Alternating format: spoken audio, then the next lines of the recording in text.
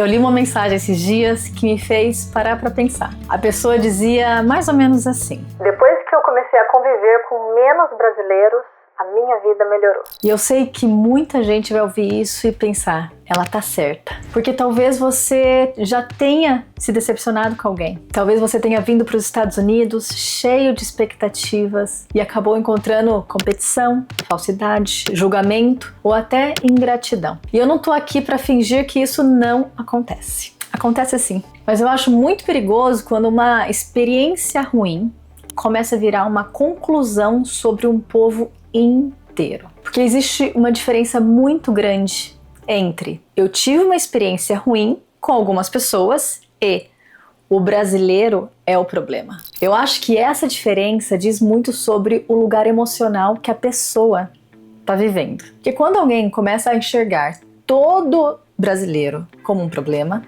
normalmente existe ali dentro uma mistura de decepção, cansaço, comparação e até uma certa amargura acumulada. E hoje eu queria ter uma conversa madura sobre isso, sem romantizar a imigração, sem passar pano para comportamento ruim, mas também sem cair nesse discurso pesado de rejeição do próprio povo. Porque eu vejo isso acontecendo muito aqui nos Estados Unidos, muito mesmo, e principalmente por quem acabou de chegar. A pessoa chega nos Estados Unidos imaginando que ela vai viver uma vida completamente diferente, mais organizada, mais evoluída, mais sofisticada, mais respeitada. E aí ela começa a criar uma ideia que tudo que é americano é melhor. E tudo que lembra o Brasil atrasa a vida dela. Só que a vida real não funciona assim. Tem brasileiro complicado? Óbvio que tem. Tem brasileiro desorganizado, tem brasileiro oportunista, tem brasileiro que reclama de tudo. Tem brasileiro acomodado, tem brasileiro que vive comparando a vida dos outros. Tem brasileiro que quer tirar vantagem. Mas sabe o que eu aprendi morando aqui no Texas há 8 anos? Que isso não é exclusividade nossa. Porque também existe americano assim, europeu assim, pessoas difíceis em qualquer lugar do mundo. O problema nunca foi o passaporte.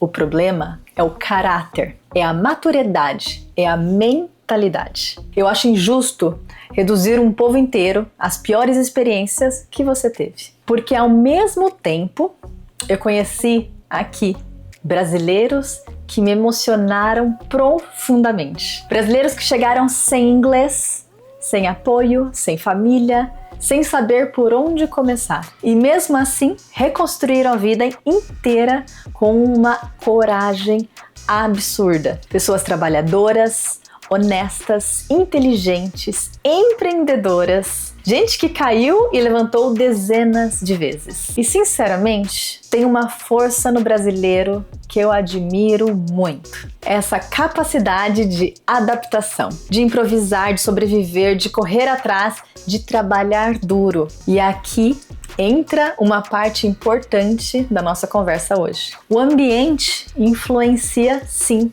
e muito. Se você convive o tempo inteiro com pessoas negativas, acomodadas, fofoqueiras, que reclamam de tudo, isso começa a afetar sua energia, sua visão e até a sua motivação. Isso é real. Só que a maturidade emocional é entender que você não precisa odiar um povo inteiro para proteger a sua paz. Você precisa aprender a selecionar melhor as suas próprias relações. E isso é diferente.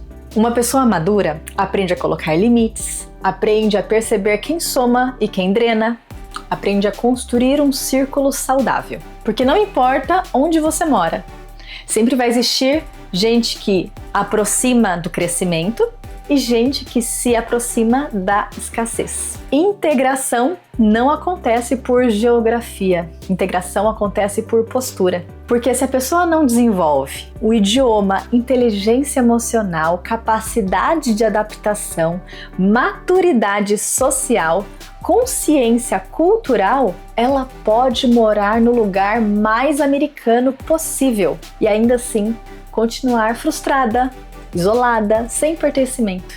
E eu vejo isso o tempo inteiro. A imigração amplifica quem você já é. Ela não mascara, ela revela. Ela revela insegurança, ela revela ego, ela revela carência, ela revela maturidade e ela revela a força emocional. Porque morar fora mexe profundamente com a nossa identidade. A gente perde referência, perde pertencimento, perde facilidade, perde conforto emocional. E aí muita gente começa a tentar se afastar de tudo que lembra o Brasil, achando que isso vai fazer ela se sentir mais pertencente aos Estados Unidos. Só que pertencimento não nasce da rejeição. E talvez aqui seja uma das partes mais profundas desse vídeo. Às vezes o brasileiro que mais rejeita outros brasileiros ainda não conseguiu se resolver com a própria identidade. Porque quem está bem consigo mesmo não sente necessidade nenhuma de diminuir o próprio povo para parecer mais evoluído. E presta atenção, isso não significa aceitar qualquer relação. Não significa tolerar desrespeito, não significa permanecer perto de pessoas tóxicas. Tem brasileiros que vão aparecer na sua vida nos momentos mais difíceis e vão ser literalmente resposta de oração. Pessoas que vão te acolher quando você não tiver ninguém, que vão te ajudar sem resposta para nada em troca, que vão abrir portas, te indicar um trabalho, te ajudar a entender um sistema, te ensinar coisas importantes sobre viver aqui. E quem já imigrou sabe o quanto isso faz diferença. Recomeçar não é fácil. Recomeçar em outro país, então, é ainda mais difícil. Por isso, eu acho que a imigração precisa ser vista de uma forma mais humana, mais madura, mais verdadeira, sem romantizar, mas também sem amargura. Porque no final das contas, o ambiente influencia sim. Com certeza, eu já tenho outros vídeos aqui no canal que eu já falei muito sobre isso. Mas ele não determina quem você virá. Eu quero muito saber sua opinião sobre esse vídeo. Você acha que o problema são os brasileiros? Ou o problema está na forma como algumas pessoas escolhem seus ambientes, relações e postura diante da própria vida? Me conta aqui nos comentários, porque eu acho que essa é uma conversa que a gente precisa falar com mais honestidade e menos extremismo. Até o próximo vídeo. Tchau!